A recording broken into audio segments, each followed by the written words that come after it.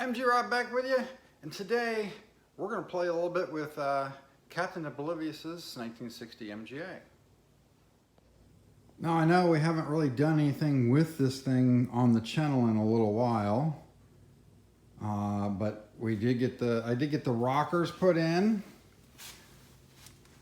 Got all the bolts along the bottoms of fenders and everything all put in.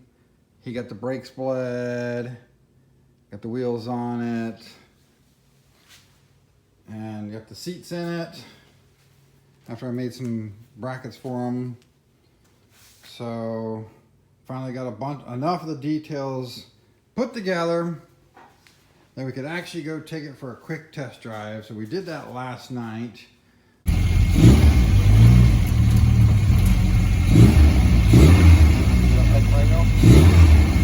It's revving good.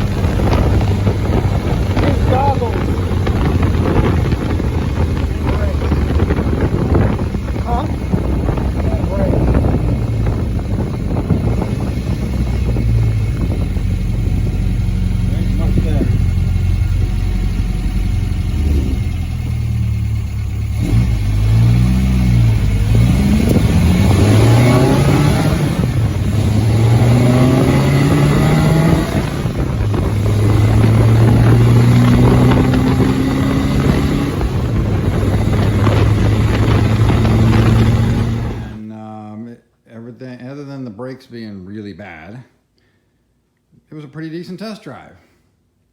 So today we need to bleed the brakes, and then need to bleed the clutch too. It's not that bad, but could be just a little bit better.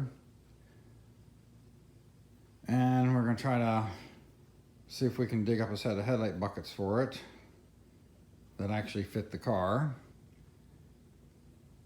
and just button some things down.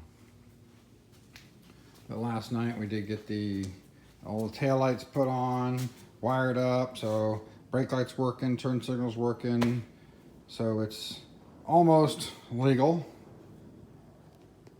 So yeah, it's getting there.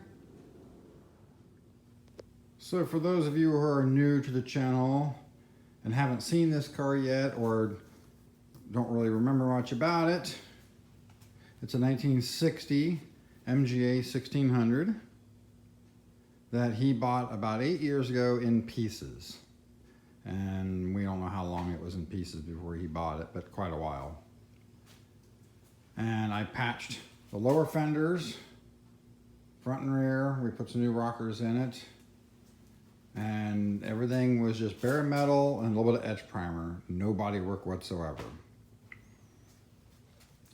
But it does have a 79B 1800. That's 30 over, and got my old 17-pound flywheel on it. Right now we're running my old carburetors. And it's got a ported head that he ported himself, and a D9 cam. So with a car that has no heater and nothing extra in it, so it doesn't weigh a whole lot, it'd be pretty decent performance out of it. So I've moved my autocrosser back up to the house where it belongs, and I brought the Jeep back here temporarily, and I did a quick little clean on it, and boy, it looks so much better.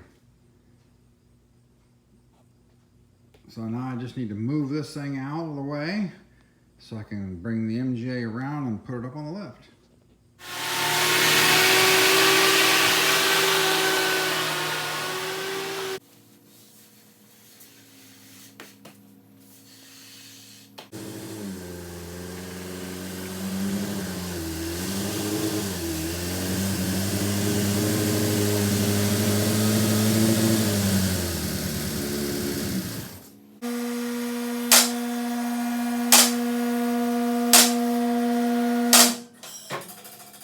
It's always a good idea to loosen the lug nuts before you lift the car up if you don't have like an air or electric impact, or like in my case today, I don't want to turn the air compressor on because it makes too much noise.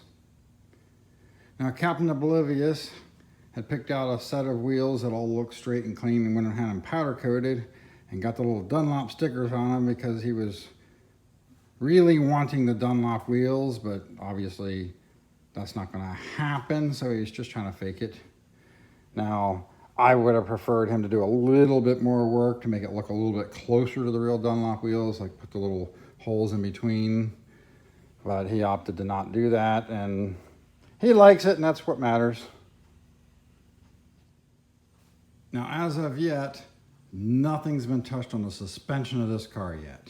The only thing he really did, because it looked in reasonable condition, was so far was just brakes.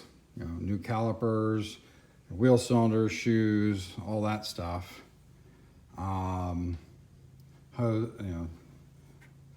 Stainless hoses, all that. But once we got it down off the jack stand, it was pretty apparent that the shocks are toast. Looks like there's no fluid at all in it. It bounces like crazy.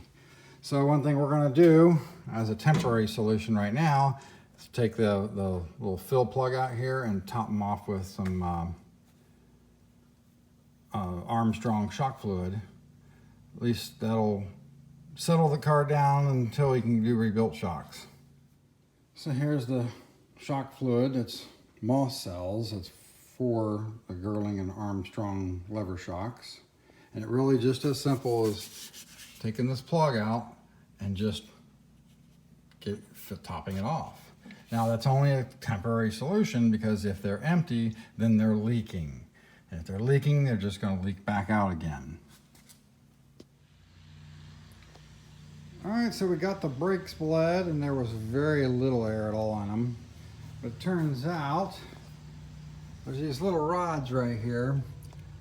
They're supposed to be adjusted to take up excess play in the pedal, and we hadn't adjusted them yet. And once we adjusted them, brakes and clutch both felt better.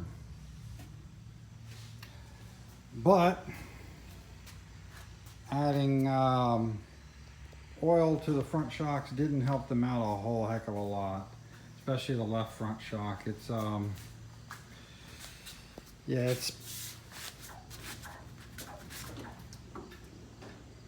she's still bouncing away too much. That shock must be just wore out.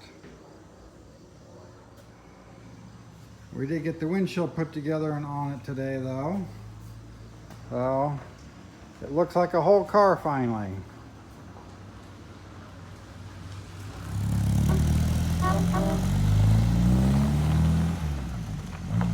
There he goes, taking it off for another test drive.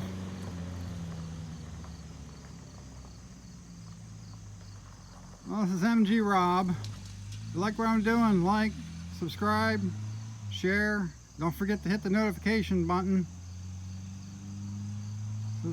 Later.